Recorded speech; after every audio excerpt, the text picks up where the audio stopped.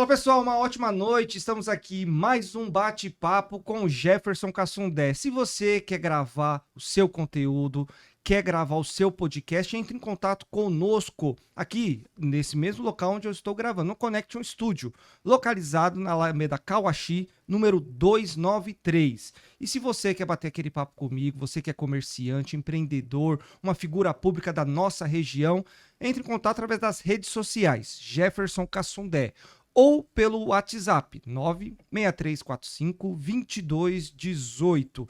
E hoje o tema é educação. Vamos falar com uma professora da rede pública concursada há mais de 30 anos, lá de Carapicuíba. Com vocês, a minha convidada dessa noite super especial, professora Ângela. Boa noite, professora. Boa noite, Jefferson. Boa noite, pessoal. Tudo bem? Espero que o nosso bate-papo seja muito bom hoje. É isso aí, um prazer te conhecer pessoalmente. Nós já estivemos em algumas caminhadas aí junto, mas hoje eu vou te conhecer um pouquinho mais e saber, e o pessoal que está nos acompanhando também, quem é a professora Ângela? E o que ela faz, onde ela vive? Nossa, que medo! Eu primeiramente quero agradecer o convite. Acho muito importante esse espaço para a gente dar a voz às pessoas, né, que têm vontade de falar um pouquinho de você, de si próprio, do seu negócio, como você acabou de apresentar. Isso é muito importante. Legal. Fale um pouquinho, quem é a professora Ângela? Aí tem bastante história para contar, Tem? hein, gente? Tem bastante Senta tempo. que lá vem história. Temos bastante tempo. Filha de mineiro com cearense, você acha o quê? Deu uma mistura boa. Tem que falar bastante, né? Então, assim, professora Ângela, meu nome é Ângela Soares, filha do seu Manuel e da dona Zizi, que moram no Jardim Anistela há anos, né? Uhum. Meu pai, infelizmente, faleceu. E também sou neta da dona Vicência, do seu Cosme da Vila Caldas. Então, são os dois bairros que eu sou mais conhecida na cidade. Vim do Paraná para cá com 5 aninhos e 40 anos em Carapicuíba, conheço bastante a cidade já, né? Uhum. Tem bastante história. Essa é a parte da vida da professora, como veio parar em Carapicuíba. Certo. Tem mais alguma coisa? Você foi para a área da educação, é professora há 30 anos. Por onde você já passou? Então eu vou começar lá de trás. Boa. Desde os meus 9 anos, o meu sonho era ser professora. Então, sou professora por escolha. Por amor. Por amor. Não que eu tenha que receber por amor, tá? A gente tem que ser valorizado. Mas tem que ter a paixão pelo que faz. Acho que todas as profissões, se a pessoa gosta do que ela faz com amor, ela faz com paixão e tem significado para quem está perto dela. Então, desde os meus 9 anos, eu já era professorinha das primas, dos primos. Eu e meu tio Mauro, a gente era os dois que ensinava os primos e os sobrinhos, né? Então, isso para mim foi assim, uma vitória quando eu consegui ser professora. Aí fiz o magistério no Amos Meucci, que foi assim, não foi só uma escola, foi tão importante para mim que eu tenho amizades até hoje, desde essa época, né? Então, aí me tornei professora de educação básica, que era antigamente chamado PEB 1. Uhum. Aí, nesse período que eu me formei, eu trabalhei na Coop Vila Dirce, foi o primeiro lugar que eu trabalhei, na educação infantil. Depois, eu fui trabalhar na escola que hoje é chamada Pérez, na época era chamado Bolivar, perto do Jardim Planalto. Aí depois, concomitante a isso, eu fui trabalhar também na escola Deputado João Arnos Filhos, que na época o Deputado João Arnos Filho era uma escola estadual. Uhum. Hoje é uma escola municipal. Mas tem professores daquela época até hoje, que a gente tem vínculos de amizade. Aí passei por várias escolas, Oliveira Ribeiro Neto, Regina Lepian, que eu tenho uma paixão muito grande, que eu trabalhei bastante tempo, construímos uma educação muito legal lá. E hoje eu sou supervisora de ensino da escola Regina Lepian. Uau. Então eu passei assim por todas as fases da educação, desde a educação infantil até a EJA, que é um segmento que eu sou muito apaixonada. Eu sou assim, eu amo a história, por exemplo, do Paulo Freire, que trabalhou com a educação de jovens e adultos, uma educação significativa para o trabalhador que não sabia ler e escrever na época, e hoje a gente está com uma situação muito parecida no Brasil e na cidade. Muitas pessoas não estão conseguindo terminar os estudos, porque tem que trabalhar. Então a gente precisa ainda ter muita a valorização da EJA, porque ajuda quem precisa, né? Então hoje eu sou supervisora do Regina Lepian, também trabalhei mais de 10 anos como vice-diretora do Taufik Julian. Do Tufik. A escola mais famosa de Carapicuíba. É o point, né, dos jovens. É assim, a escola Taufik Julian, aí sim foi a minha escola como gestora. Porque aí eu comecei como coordenadora, depois fui vice-diretora. Fiquei pouco tempo como direção, porque eu nunca quis ser diretora de escola. Mas foi legal porque eu aprendi tudo da questão de administração escolar. A parte pedagógica e a parte administrativa, que isso é muito importante numa escola. E em seguida, eu fui também trabalhar uma época lá em Itapevi. Depois trabalhei na escola Maria Alice. Então, assim, tem várias escolas que eu conheço, que eu passei. E hoje, graças a Deus, após um concurso público, eu estou como supervisora de ensino efetiva do estado de São Paulo. Uau, que isso, para mim, assim, foi uma das maiores vitórias da minha vida. Eu tenho muito orgulho da minha carreira. Eu acho que... Eu sempre falei para todas as pessoas que estavam comigo nesse decorrer que a gente que quer ter uma carreira, você tem que passar por todas as fases. Não é legal você estar na sala de aula e, de repente, você já ser supervisor de ensino. Não que não tenha capacidade para isso. Mas se você passa por todas as fases... Você conhece cada uma e consegue lidar com as dificuldades. E isso eu acho que é legal para todas as profissões. Você subindo de degrauzinho em degrauzinho. E é uma capacitação, né? Isso na prática. É a formação em trabalho. Então, isso aí é muito importante. Então, hoje eu estou como supervisora. E aí eu cuido das escolas Desembargador, o DEMB na Coab, o Regina Lepian, que é lá no Jardim Anistela, o Noronha, a escola que, assim, o pessoal falava muito, mas é uma escola que está ficando muito boa, a diretora de lá é excelente. E também estou cuidando... Deixa eu ver, tem mais uma. Nossa, a supervisora, ela não fica responsável só por uma escola, são várias. Eu cuido de 4 escolas, que é o Odete, Algodoal, que essa escola eu não posso esquecer nunca. Eu escolhi ser supervisora do Odete Algodoal porque é o desafio da minha profissão. É do momento, agora esse desafio. É, o desafio, porque é uma escola de um bairro muito carente. As crianças de lá precisam de uma educação de qualidade, não só as de lá, todos precisam. Mas é um bairro muito carente. É uma escola que estruturalmente ela está feia, mas ela vai ser reformada. Vai passar por todo um processo aí de reorganização, vai ficar bonita. A equipe gestora de lá, junto com os professores, são pessoas muito envolvidas. Então, eu gosto de trabalhar com desafio.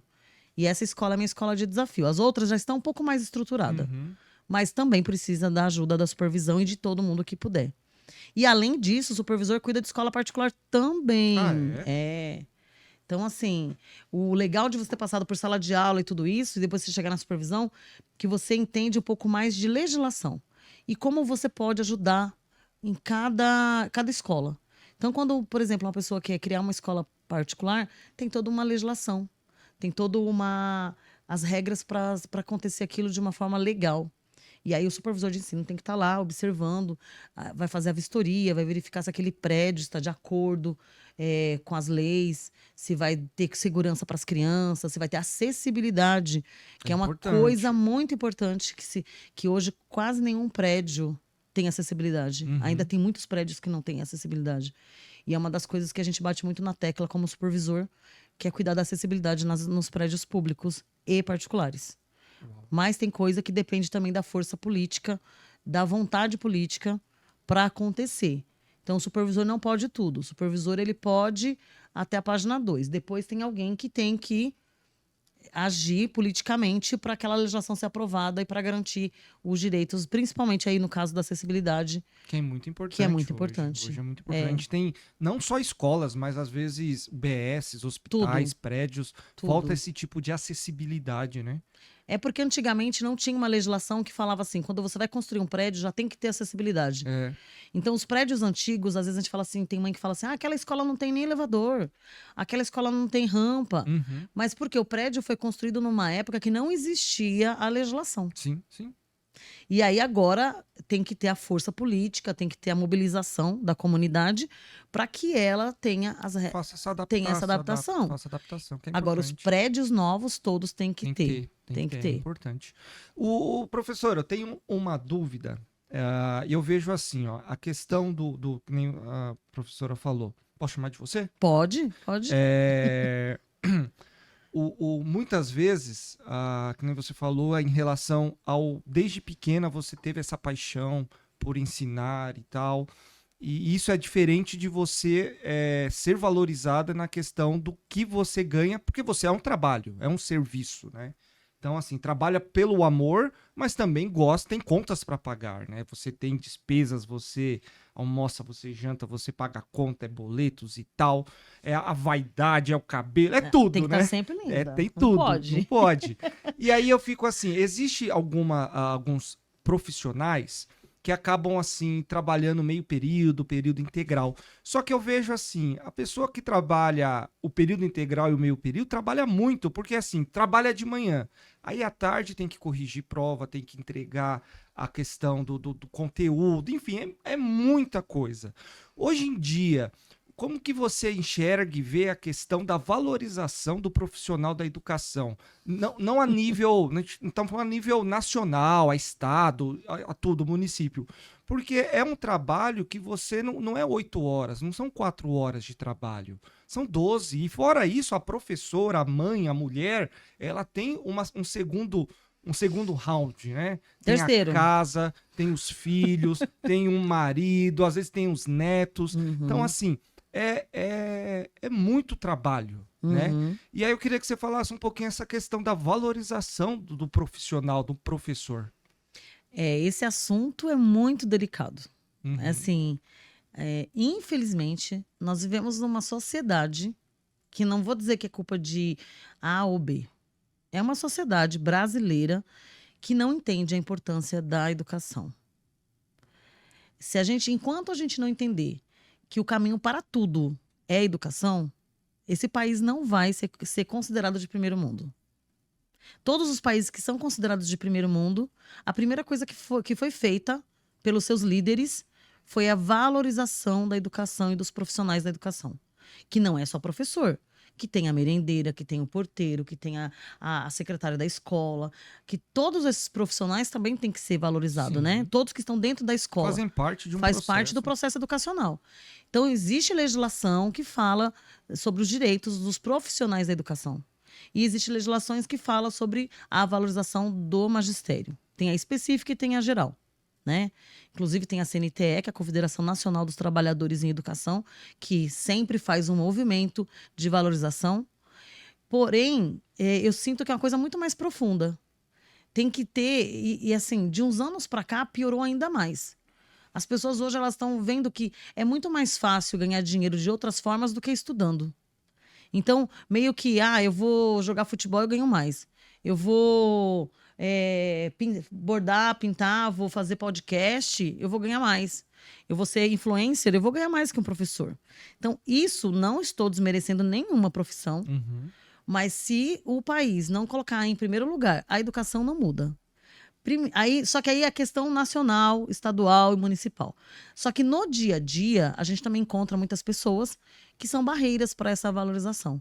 A gente encontra políticos, a gente encontra, às vezes, líderes de comunidade, às vezes os pais, às vezes os alunos. Então, no dia a dia, a gente também encontra essas barreiras mais próximas que não entendem a importância da valorização do magistério e da educação. Um país desenvolvido em educação, ele vai ser desenvolvido em tudo. Sim. Cada criança que não sabe ler e escrever é um ponto a menos negativo para o país ser considerado de primeiro mundo. Então, isso é muito. Eu falava para os meus alunos da EJA, eu falei, gente, você tem que ler e escrever.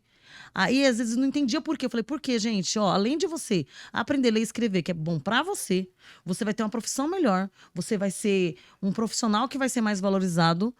O país também melhora quando cada pessoa aprende a ler e escrever. Então, quanto mais analfabetos tiver num país, pior o país será. Sim. Porque serão pessoas não menosprezando. Que é importante ler e escrever, sim, isso é fato. Só que quando a pessoa não sabe ler e escrever, ela não sabe fazer leitura de mundo. Ela não consegue interpretar as situações. Ela não se desenvolve. Aí ela não consegue ver o que está por trás das falas das pessoas, o que está por trás, qual é a intenção de determinadas pessoas na sociedade. Então ela acaba indo pela onda de todo mundo e acreditando em coisas que até não são verdades, que é a questão das fake news aí. Então, para mim, hoje, a educação é uma coisa muito mais complexa. Não dá para pensar só assim, tem que ter vaga em creche. É importante ter vaga em creche. Mas a valorização do magistério é um processo longo, mas a gente tem que começar. A gente tem que começar.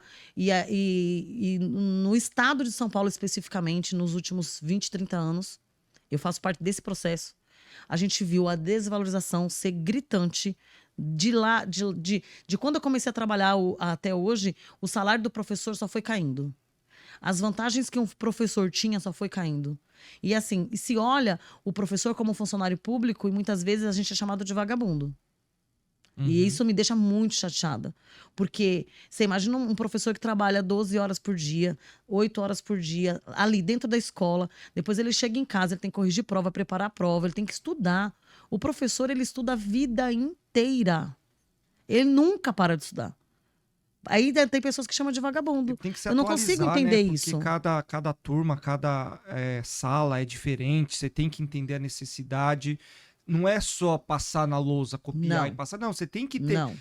Existem professores que fazem, existem profissionais e profissionais, existem policiais e policiais, médicos e médicos, professores e professores, Sim. em todas as áreas. Sim. Mas quem tem a profissão com amor, ela se adapta à realidade dela na sala de aula, aquele aluno que tem uma certa dificuldade. E é isso que faz a diferença entre os professores, né? Ele acaba se envolvendo com a história de cada Exato. criança.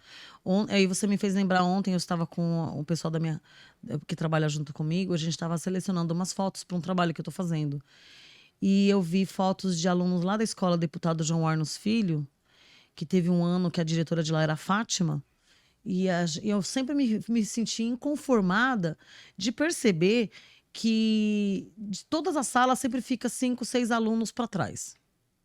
Aquele aluno que desde o primeiro aninho não aprendeu a ler e escrever ainda e fica para trás. De cada sala ficam 5. Isso não pode ser normal. Aí teve um ano que a gente fez um debate dentro da escola de como a gente ia lidar com essa situação. Porque a gente não pode achar isso normal. E tem professor, não é que ele não quer, ele às vezes tem dificuldade para trabalhar com esses desafios de alfabetização, porque alfabetizar não é fácil. É um processo que a pessoa tem que se formar, que ela tem que compreender o processo de alfabetização para depois ela conseguir alfabetizar. E eu peguei outro desafio nessa época. Eu falei para a diretora, pode deixar comigo, eu quero esses 20 alunos que estão com dificuldade do quarto ano. A gente pegou 5 de cada sala. Eu fiquei com os 20 alunos que tinham todos os tipos de dificuldade que você pode imaginar. Aí você vê dificuldade de cognição, você vê criança que tinha, por exemplo, tive uma aluna que ela foi estuprada com 3 aninhos. Ela se achava feia, negra, ela não arrumava o cabelo, ela usava uma blusa de moletom com touca todos os dias na sala de aula. Eu tive que fazer um processo com essa menina de autoestima, de valorização, para ela conseguir se ver, se enxergar bonita, para depois ela aprender a ler e escrever. Não era só ensinar. Não era só ensinar. Eu tive um aluno nessa turma que aos 10 anos ele ainda mamava madeira e chupava chupeta. Eu tive um aluno nessa turma que ele viu o pai e a mãe, acho que foi o pai ou a mãe, sendo assassinado. Quem é que ia salvar essas crianças? Se o professor não fizer nada, ninguém mais vai fazer. Porque às vezes já não tem mais o pai ou a mãe. Sim. Às vezes o pai é aquela pessoa que tem dificuldades, não consegue acompanhar a família. Às vezes a mãe tem que trabalhar o dia inteiro para sustentar a família. Aí só tem a escola. Então, se a escola não fizer a sua função social, nada muda. Então, a gente tem que ter essa consciência. E foi, assim, um ano muito... eu fiquei muito feliz, porque eu consegui fazer essas crianças até ir para o 5º ano, elas conseguirem aprender a ler e escrever. E eu acho que é isso que a gente tem que fazer. E quando eu trabalhava com alfabetização, era minha paixão. A gente olhando as fotos ontem, eu fiquei, ai, que saudade! Saudade dos meus bebezinhos. Porque é muito bom trabalhar com criança. Eles são... É um clichê, né? Eles são o futuro do nosso país. E são de verdade. E são de verdade. Se você pega uma criança lá, 35 alunos de um primeiro aninho, e você alfabetiza quase todos, é a maior felicidade de um professor. Sim. Não importa se é pobre, se é rico, se é negro, se é branco, se tem pai, se não tem mãe. O importante é que essa criança ela tenha dignidade. O direito dela à aprendizagem é constitucional. E o professor, a escola, tem que garantir esse direito constitucional de aprender a ler e escrever, de ter condições de ter uma educação de qualidade. É nossa obrigação. Então não adianta. Aí você falou também de uma coisa assim que eu acho que é importante. A gente faz todo esse trabalho. Os pais, no final do ano, ficam felizes da vida. Aí o pai fica... Porque todo pai, toda mãe quer ver seu filho se dando bem na vida. Não adianta, gente. Sim. Por mais dificuldade que o pai e a mãe tenha, ele quer ver o filho sendo bem-sucedido. E o caminho disso é a escola. E aí, essa valorização que os pais dão no dia a dia, depois, lá no final do ano, de ver o filho bem-sucedido, isso não tem preço. Então, a gente tem que ter um processo de valorização em todos os sentidos. E quando fala-se que um professor é vagabundo, eu fico muito chateada também, que eu vou voltar nessa fala, porque você imagina, uma mulher professora, como eu, né? Eu trabalhava amanhã, aí depois, quando eu fiz a minha faculdade, eu estudava de manhã, eu trabalhava à tarde e à noite, e às vezes eu chegava em casa às 10h30, 11 horas da noite, ainda ia fazer janta, ia limpar a casa. E no final de semana tinha que fazer isso também. Todos os domingos, a minha rotina era preparar aula. Todos os domingos, depois do almoço, era preparar aula. Corrigir atividade. Na época, o meu quarto tinha um mini escritório dentro do quarto. Era impressora, era computador, tudo ali. Uhum. Porque eu fazia tudo no final de semana. Porque dia de semana eu não tinha tempo para fazer. E não recebia por isso, né? Não recebia por isso. Era o seu extra de trabalho. Então, assim, e quando a gente fala dessa questão do amor à profissão, da valorização, a mulher, ela já está sendo desvalorizada desde quando ela decidiu ser professora. Porque aí ela tem 3 cargas para ela dar conta. O filho, ainda infelizmente nós temos muitos maridos que acham que é obrigação da mulher cuidar da casa, que é a obrigação da mulher fazer comida, limpar, cuidar dos filhos. Ainda temos uma parcela muito grande de homens que acham que a mulher tem que fazer isso. Mas ela trabalha fora de casa. Então, se os dois trabalham fora de casa e chega dentro de casa só a mulher que tem que fazer? Tem uma coisa errada aí, entendeu? Então, aí já é uma outra coisinha também que precisa ser revista. As mulheres não podem ser responsáveis sozinhas por tudo, a não ser que ela seja remunerada para isso. Que não é. Uhum. A mulher não é remunerada para fazer serviços domésticos. E deveria ser.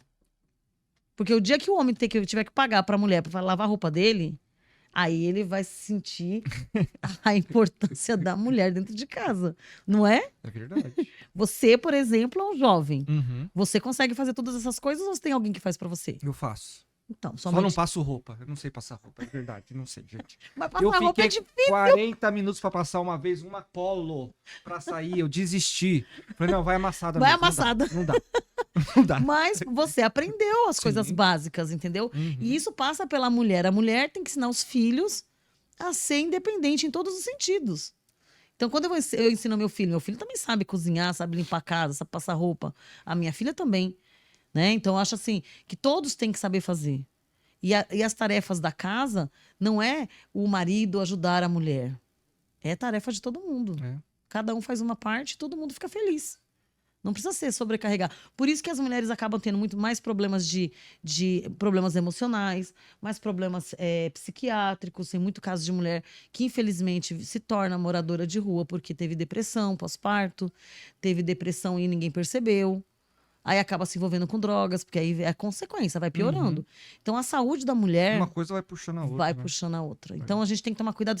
A gente tá falando de tanta coisa, mas assim, tudo tá Tá envolvido, ligado. né? E liga a educação. E volta a e educação. volta a educação. Porque se você ensina as meninas e os meninos a conviver em sociedade, que não é só ler e escrever. Ler e escrever é o básico. Sim. É o mínimo. É tipo hoje você saber falar a segunda língua. Exato. Agora, nós estamos num desafio onde as pessoas vão aprender a conviver em sociedade. É. Depois da pandemia, eu acho que as Nossa, pessoas mudou. desaprenderam. Desaprenderam. A gente achou Vive que muito isolados, né? a gente achou que a pandemia ia fazer todo mundo ser mais Unido. solidário, empático, unido. Você me lembrou um negócio. Eu lembro que na pandemia, a minha família, a gente tinha muito costume de se reunir, porque a maioria são adventistas. Uhum. Então, a sexta-feira a gente fazia o culto do pôr do sol em família. Ai, que Nem lindo. sempre ia todos, mas era algo assim que toda sexta-feira acontecia o culto do pôr do sol em a casa de algum parente. Era muito legal. Que era fazer o culto, depois ficava no bate-papo. Ah, tal, eu em nunca família. fiz. Eu vou querer fazer Muito pra legal, conhecer. é muito bacana. Acho lindo. E aí entrou a pandemia. Se afastamos. Aí você me lembrou isso. Eu lembro que no começo da pandemia, o que a gente fazia de final de semana? Tinha o WhatsApp, a gente fazia ligação Online. em grupo. É. E ficava horas e horas batendo papo e tal. E aí foi passando, acabou a pandemia, né, tal. Hoje se reunimos muito pouco para fazer o culto e também não ligamos um pro outro. Olha só que coisa. Tem que retomar. Você me fez lembrar Tem disso. que retomar. Infelizmente, a pandemia, ela veio, destruiu muita coisa, mas ela veio e fez as pessoas refletirem sobre algumas coisas. Então, assim, colocou em xeque, né? O que nós somos de verdade. Sim. Se na hora da dificuldade, o que a gente faz? Eu tive o Covid, eu tive a sensação e o medo de morrer. E aí, eu ficar sozinha dentro de uma casa foi a pior coisa da minha vida. Eu acho que de todo mundo. Porque a gente que é comunicativo, que gosta de ver gente, que gosta de conversar, que Eu gosta de fiquei festa, reunião de família. Nossa, isso Fiquei 2 semanas em casa. foi uma... Ixi, Não, a gente fica loucura. doido. E aí, você imagina você dentro de casa sozinho, fica doente com medo de morrer. É. Então, O psicológico é... mas aí depois da pandemia a gente tinha que estar refletindo sobre isso. Poxa vida, eu quase morri. O que eu tô fazendo pra mudar isso? Eu consegui ser mais empática com as pessoas? Eu tô conseguindo olhar pro ser humano e ver o que a pessoa tá precisando? Porque assim, infelizmente, eu sou uma trabalhadora da educação, né? Uhum. Mãe de família, tenho 2 filhos lindos e maravilhosos, o Renato e a Andy, um beijinho os 2. E tem a Helena, que é a minha neta, que é assim, minha paixão, É. né? E eu Primeira acho... netinha? Eu tenho... Hã? É a primeira É netinha? a primeira, que se Deus quiser, por bastante tempo, vai ser a única. Porque Ah, é? porque quanto mais netos você tiver, menos tempo você vai ter para todos. É. Tá melhor um só É melhor pra... cuidar de um só, que você cuida bem. Entendi. Não dá pra pensar igual antigamente, que os pais falavam assim, eu quero ter um time de futebol. Não dá. Ah, é legal ter aquela casa cheia de gente, né? Domingo, almoço, macarronada, Aham. frango, é legal. Mas e o financeiro para Pois você é. dar qualidade para esses 10? Tem que pensar muito bem nisso. Tem que pensar, tem que ter planejamento. E a minha neta, se Deus quiser, ela vai ter, assim, tudo que eu não pude ter. Porque as pessoas olham a gente do jeito que a gente é hoje e acham assim, nossa, né? Ele é bonitão, assim, jovem, tem tudo na vida, né? Ninguém sabe o corre, né? Ninguém sabe os bastidores da nossa vida, né? É. E eu lembro quando meu pai era vivo, a maior vontade do meu pai era comprar um terreno. E graças a Deus ele conseguiu fazer isso. Mas foi uma luta que você não tem noção. Aí quando compra, o pessoal fala, ah lá, ó, tá com dinheiro, comprou. Não viu Tadinho. como foi tantas coisas que ele abriu mão pra Que fazer. ele abriu mão. Pra ter aquilo. Ele teve um amigo muito amigo dele, que é amigo da gente até hoje, o seu João. E eles fizeram um acordo, parece que ele ficou 1 ano sem pagar aluguel, para ele conseguir comprar o terreno. Olha só. Aí ele comprou o terreno e dividiu com meu tio, porque ele acho que talvez ele não ia conseguir pagar sozinho, ou também ele pensou assim, vou ajudar mais alguém. Meu pai era assim uma pessoa muito solidária. Uhum. Ele era muito justo, honesto, mas todo mundo que ele podia ajudar, ele ajudava. E aí ele comprou um terreno e dividiu com meu tio, que é o terreno que a gente tem hoje no Jardim Ana Estela. Na parte de cima mora meu tio Francisco, na parte de baixo mora minha mãe, mais o meu sobrinho, minha irmã. Hoje eu não moro mais no Jardim Ana Estela por conta de não ter nem mais casa lá pra mim, porque o terreno não cabe mais ninguém. Mas acho muito legal as famílias morarem próximas, né? Uhum. E eu tenho muito orgulho do meu pai ter conseguido isso. E ele falava assim que o sonho dele era ter um lugar para os filhos, que ele não aceitava que os filhos pagassem aluguel. Mas a visão de aluguel daquela época é que só pagava aluguel quem não tinha condições de comprar casa. Não é de hoje. Hoje, muitas pessoas têm condições de comprar uma casa, mas ela quer morar de aluguel. Porque tem gente que consegue pôr na ponta da caneta e achar que é mais... compensa. Que compensa mais morar de aluguel do que ter uma casa. Porque a casa tem imposto, tem todos os cuidados que você tem que ter. A visão hoje é diferente, mas naquela época era isso, é ter uma casa. E o meu pai teve isso. E o que ele falava muito pra gente é que a gente tinha que estudar. Meu pai era aquela pessoa que não sabia ler e escrever, ele só sabia fazer contas. Meu pai ele foi pedreiro, morreu muito cedo, com 69 anos, de tanto trabalhar, de uma doença que abate muito quem era pobre, que era a doença de Chagas. Então, assim, a minha mãe aprendeu a ler e escrever depois, fazendo EJA. Então, as pessoas não conhecem essa parte da gente lá atrás, do que você já fez para você estar onde você está hoje. Então, eu já tive dificuldade de não ter dinheiro para comprar leite para os meus filhos, de não conseguir pagar conta. E assim, com muita força de vontade, e ajuda de Deus, e muito trabalho. Graças a Deus, hoje eu não passo por nessas dificuldades. A gente continua passando dificuldade, porque Normal, pobre tem. é conta, e as contas estão tudo cara, né? Então Sim, você acaba aumenta. ficando ainda. Não é uma vida assim confortável. Mas não é do jeito que era no passado. E a gente ainda consegue fazer de vez em quando a reunião de família, a gente lembra disso, a gente tem como foco sempre fazer os aniversariantes da família, não deixar passar batido. Agora a gente está fazendo um terço toda segunda-feira, Então, assim, a família tem que estar junto. É importante. E como a gente perdeu muitas pessoas da nossa família, meu avô, o meu pai, eu tenho um tio que morava na Vila Menck, tio Zé.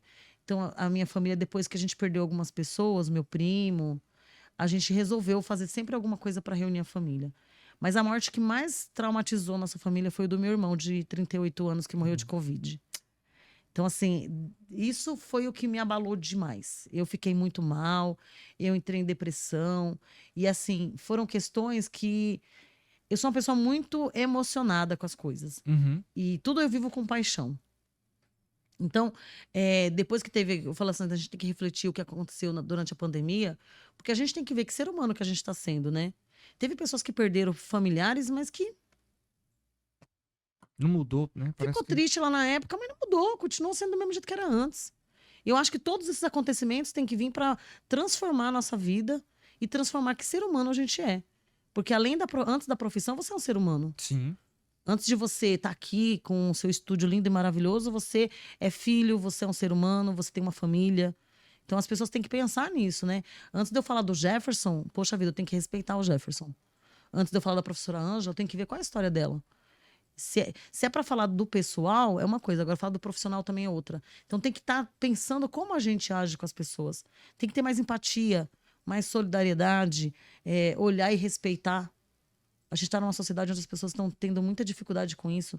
Tudo é julgamento, é falar mal, apontar o dedo.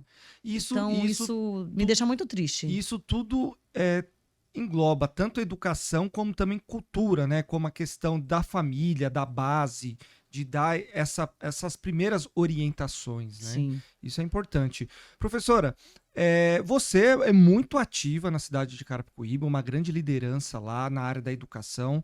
Eu gostaria que você falasse agora um pouquinho também sobre as principais dificuldades que hoje você, tendo essa experiência, mais de 30 anos, já passou por várias escolas, supervisora, dando aula, né, dentro das salas de aula.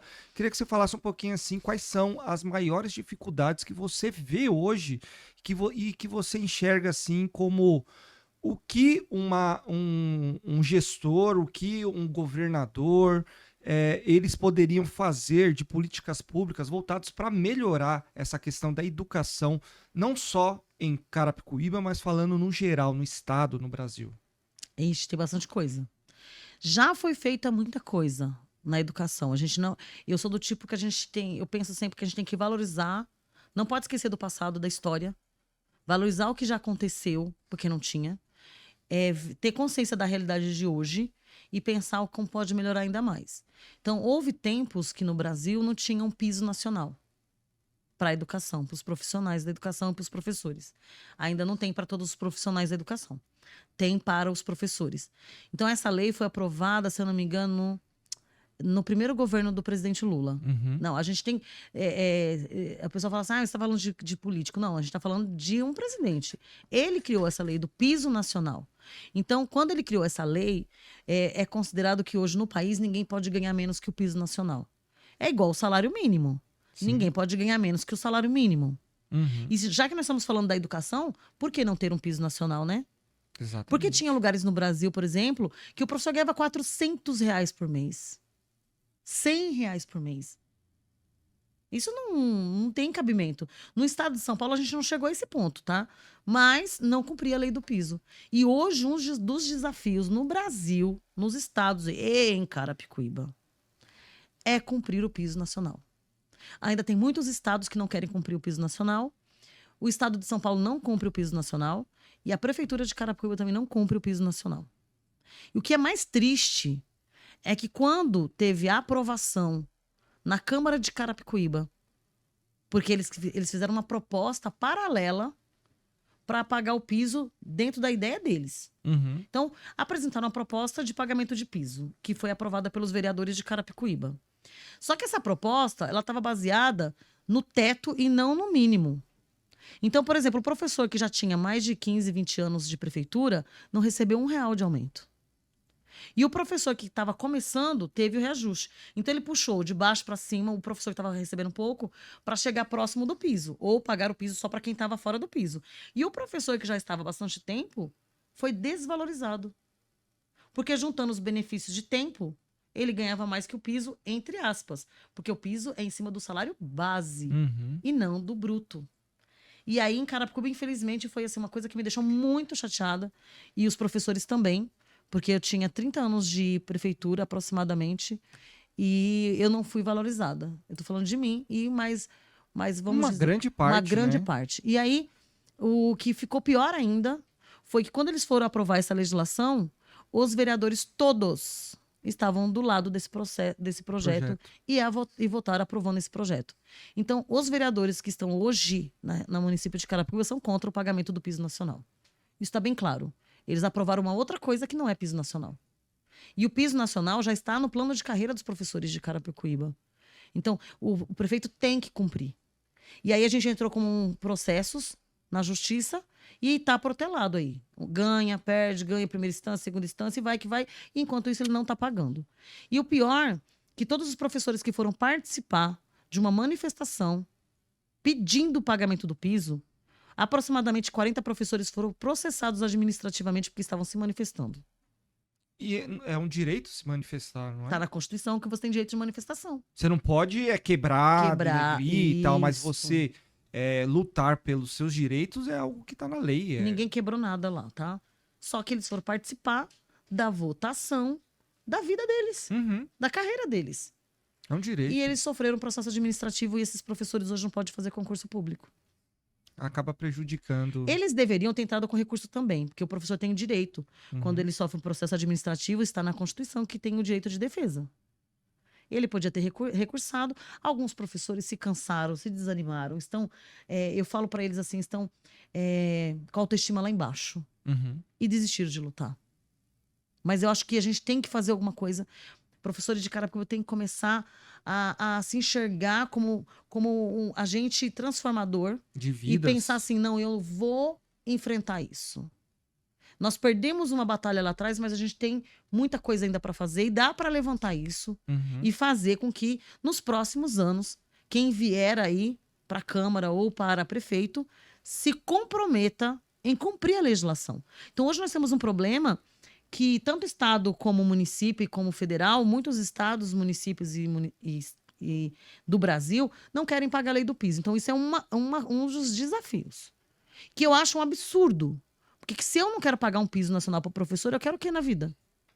Que é o básico, né? É a base de uma cidade, é a base. Eu acho muito, muito engraçado a questão das políticas públicas que não são valorizadas. O que é valorizado é a politicagem. Você pensar em algo nisso, um piso que é um direito do profissional. Ah, mas não tem. Cara, corta o que é de excesso. Corta o que é de excesso e valoriza o que é algo que você vai ver, não é a curto prazo, a longo prazo. Porque se você investe numa educação, num professor qualificado, que vai ser bem remunerado, ele vai se entregar mais.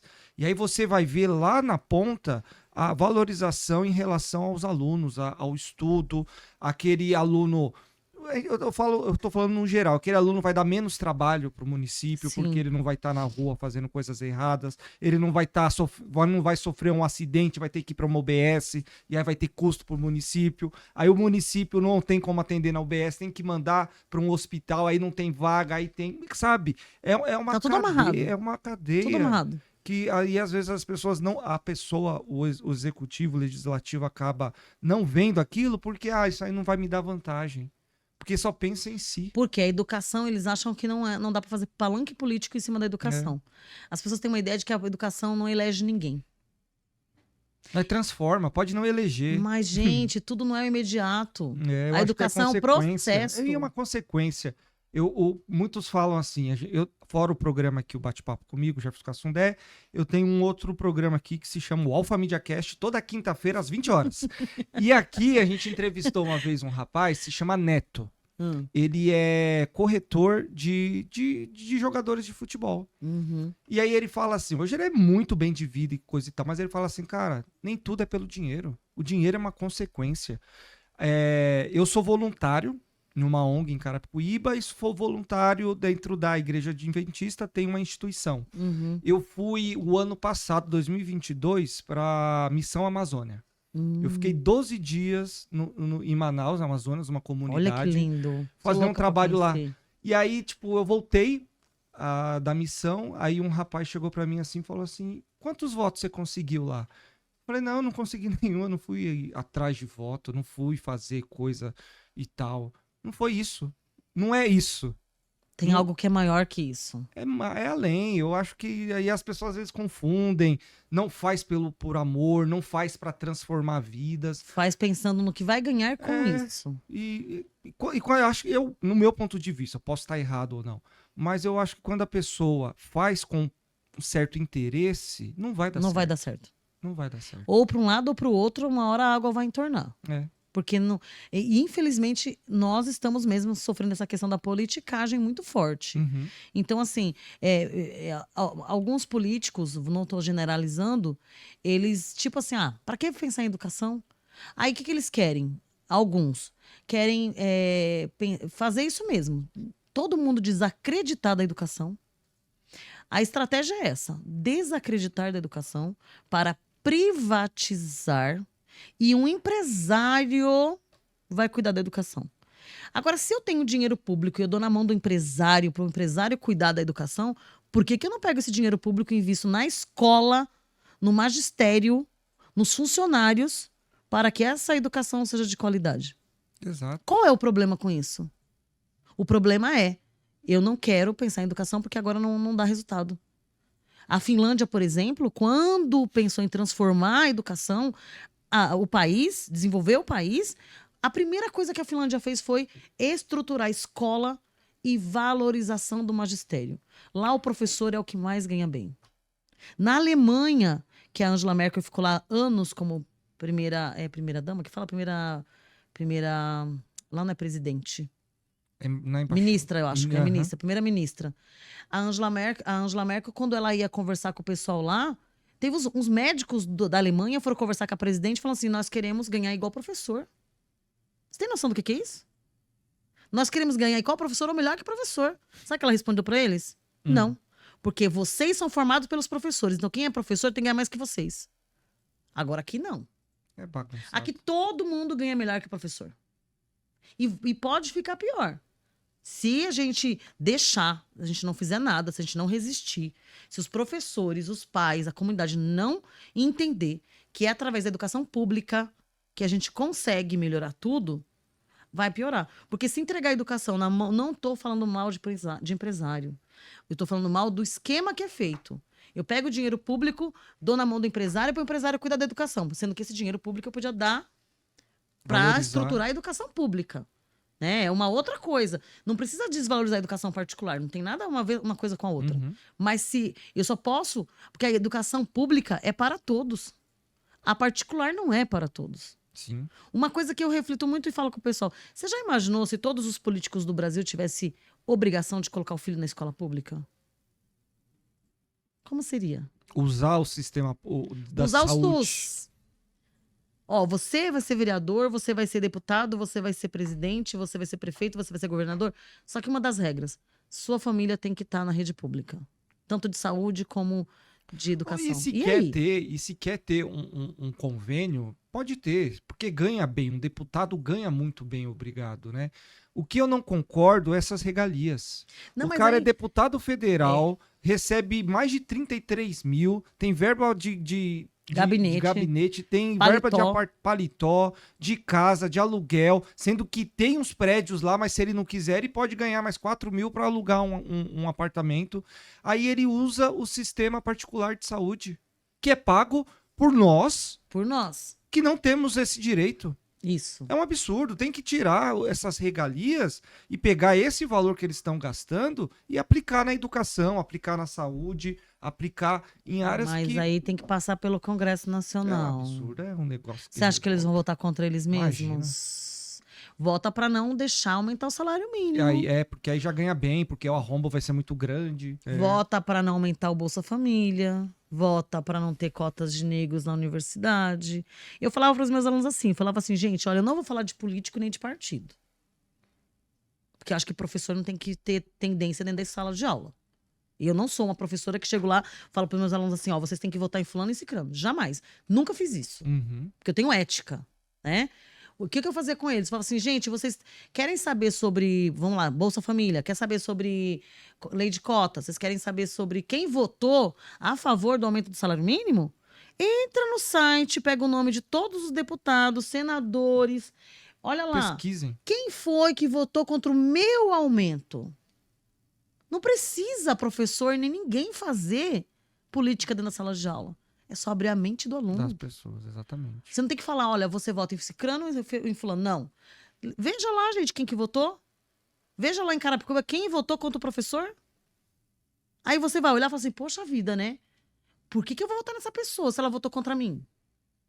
O dia que o político perceber que o povo tem o poder na mão, que o povo abriu os olhos e que o povo não vota em quem vota contra ele, acabou. Tá tudo resolvido.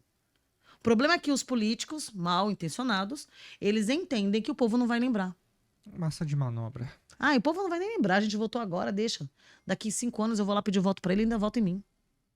Então é isso que a gente tem que fazer, tem que abrir os olhos das pessoas. Você não precisa falar de partido, você não precisa falar de político, você não precisa falar de ninguém.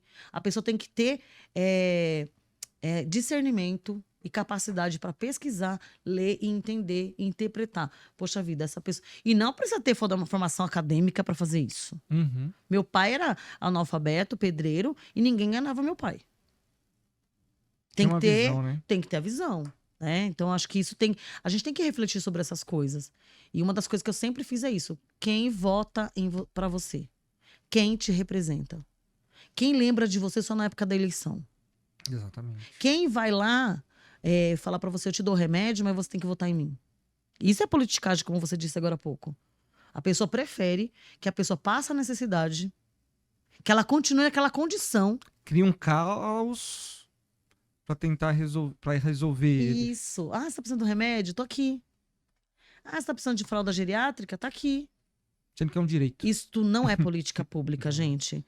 E criou-se um vício. Uhum. As pessoas acham que vai... E tem gente que fala assim, eu só vou votar em você se você me der isso daqui. Então tá bom. Desculpa, meu amor. Mas não preciso, então, do seu voto. É. Porque a gente não pode fazer esta politicagem. E é dessa politicagem que as pessoas estão enojadas. As pessoas estão mais conscientes. Uhum. Parte das pessoas hoje não gostam de falar de política. Mas por quê? Por causa da politicagem.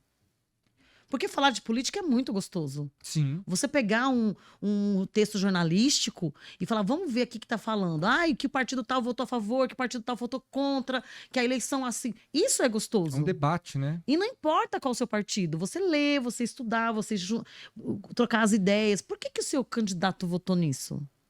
Pergunta. Por que você votou contra o piso? Por que você é Qual a contra? justificativa, né? A pessoa vai ficar sem graça. Porque ela fala assim, poxa vida mesmo, né? Eu votei contra...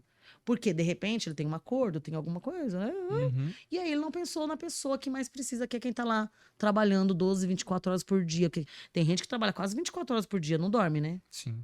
Então aí tem que pensar até nisso, como a gente mudar essa sociedade. Tem muitas coisas, é muito desafio. Da educação, a gente falou do piso, mas tem outras Muitas coisas.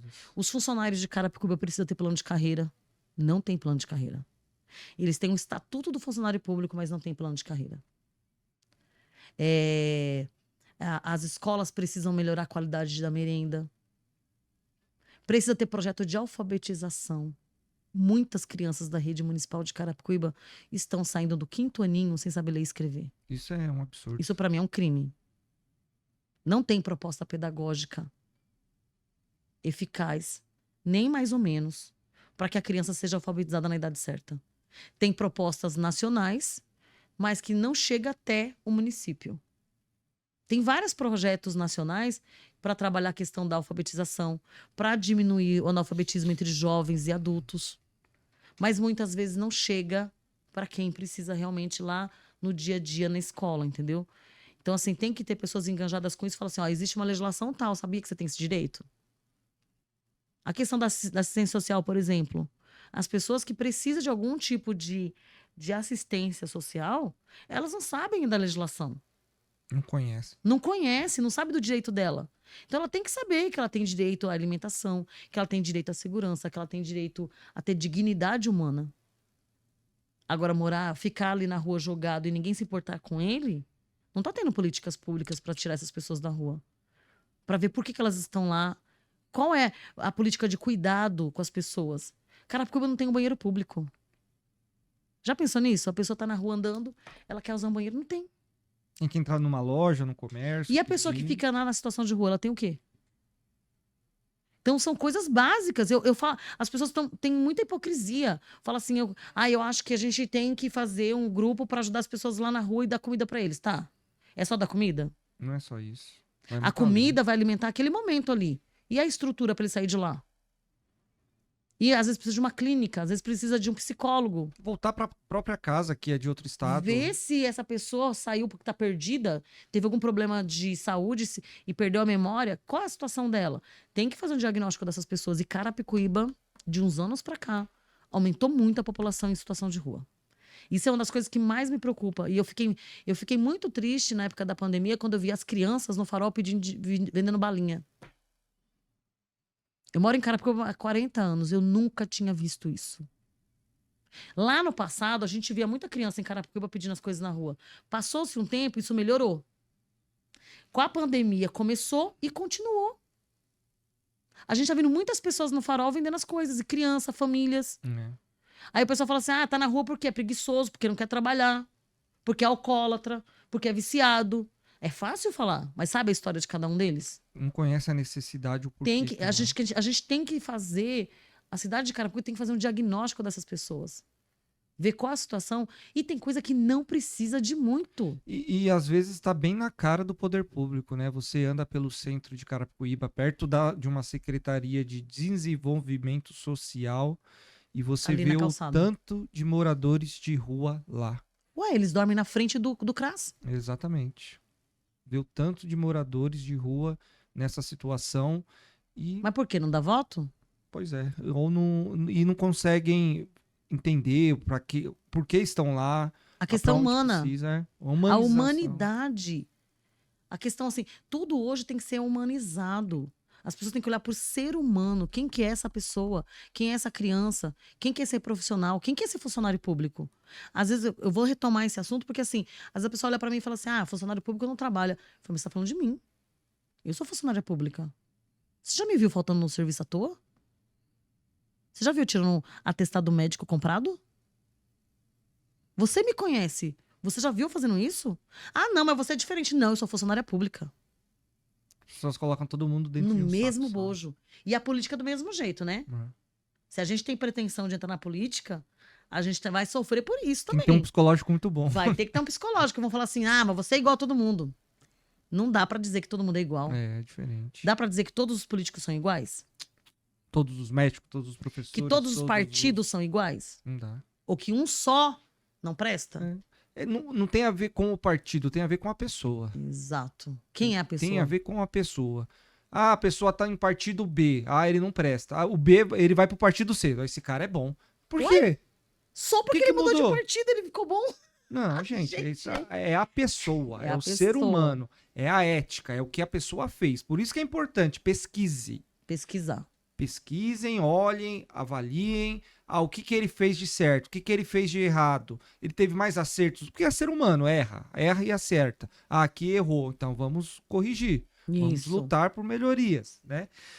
Professora, o assunto, o bate-papo tá muito legal. É sempre esse gostinho de quero mais, da pessoa querer conhecer mais sobre os nossos convidados.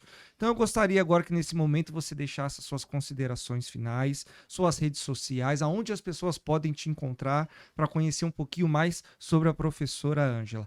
Quero agradecer já por ter aceitado esse convite, de ter vindo aqui nesse bate-papo e ter se apresentado para as pessoas que têm nos acompanhado aqui nas redes sociais.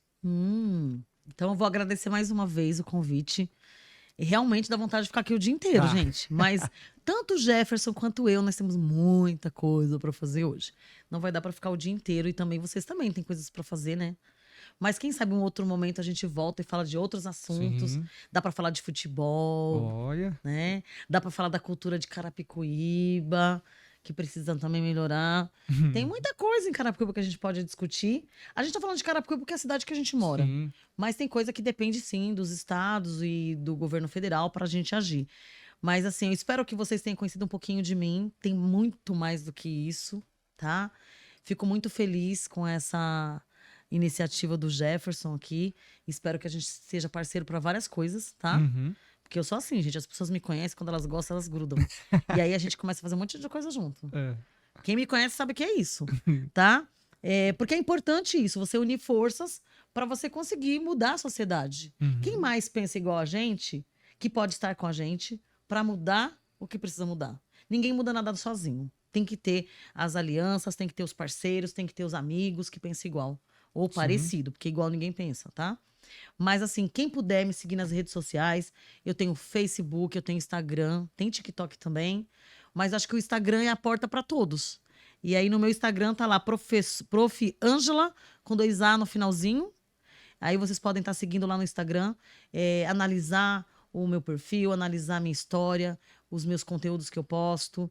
E pode mandar mensagem também lá, tem o número do WhatsApp, pode mandar mensagem, fazer mais perguntas, fazer propostas. Porque a gente se coloca à disposição, eu e o Jefferson, a gente se coloca à disposição das pessoas para receber propostas, ideias, discutir o que a gente pode fazer para algum bairro, para algum setor da sociedade. E eu estou muito feliz com esse momento. Eu espero que eu tenha contribuído um pouquinho aí. Como professora, a gente quer sempre contribuir. A nossa professora é aquela profissão que ele quer o tempo todo estar ensinando. Chega a ser chato às vezes, né? Que ninguém quer aprender toda hora. Mas a gente tem essa função social de estar sempre tentando abrir a mente, mostrar o caminho, orientar. Não precisa falar como fazer, o que fazer, mas às vezes a gente tem que orientar. Olha, faz esse caminho aqui que vai dar certo. E é isso, gente. Eu espero que vocês gostem. Você falou da rede social, o que mais? Que a memória Suas tem que ser boa. considerações finais, É como isso, que né? achaste, você falou tudo. Isso, né? Tem alguma coisa mais? Não, é só Ai, isso. obrigada, viu, Jefferson? Gente, obrigada pela atenção de vocês. Espero que a gente se encontre muito ainda em Carapicuíba e pelas redes sociais e aqui no podcast do Jefferson. Parabéns pela sua atitude, tá? Obrigado. É isso aí, pessoal. Mais uma vez, quero agradecer a presença de todos vocês. Compartilhe esse conteúdo com outras pessoas. E não deixe de nos seguir. Se inscreva no nosso canal. Fique atento às notificações. Toda semana temos um bate-papo incrível para você. Esqueci de uma coisa. O quê? Pode falar. O momento é seu. O momento é seu. Gente, eu tenho que mandar um beijo pro povo. Manda um beijo. Pode Eu mandar. tenho que agradecer aí, mandar um beijo pra minha mãe, Dona Zizi, lá do Jardim Ana Estela, a minha avó, Dona Vicência da Vila Caldas, os meus filhos, né, Renato e Andy, a Helena, minha netinha, que quando ela ver isso aqui, ela vai ficar doida, ela vai querer assistir. As pessoas que trabalham junto comigo, o Isidro, a Carol, a Andressa, o William, que são pessoas que estão comigo no dia a dia, que me aguentam. Mas eu também aguento eles, que todo mundo tem suas coisinhas, né? E a gente junto, a gente tá fazendo um trabalho muito legal. Que legal. Agradecer as parcerias, né, do sindicato, dos partidos, que a gente trabalha junto. O pessoal da diretoria de ensino de Carapicuíba, que também trabalha comigo há um tempo, que me conhece. Os meus diretores de escola, os meus amigos aí da rede municipal e da rede estadual. A gente vai estar sempre junto. Espero que vocês possam também contribuir com esse projeto nosso, né? De estar sempre ali na luta pela educação. E eu acredito que a gente vai ser vitorioso nesse sentido de melhorar e valorizar os profissionais da educação, não só esses, como a questão também da acessibilidade, da educação da educação especial, da educação de jovens e adultos. Então a gente tem que fazer muita coisa, tem muito serviço. E eu espero que as pessoas gostem aí do que a gente conversou hoje. E a gente se encontra em Carapicuíba. É isso aí, pessoal. Mais uma vez, uma ótima noite. Boa semana para vocês. Até a próxima. Valeu!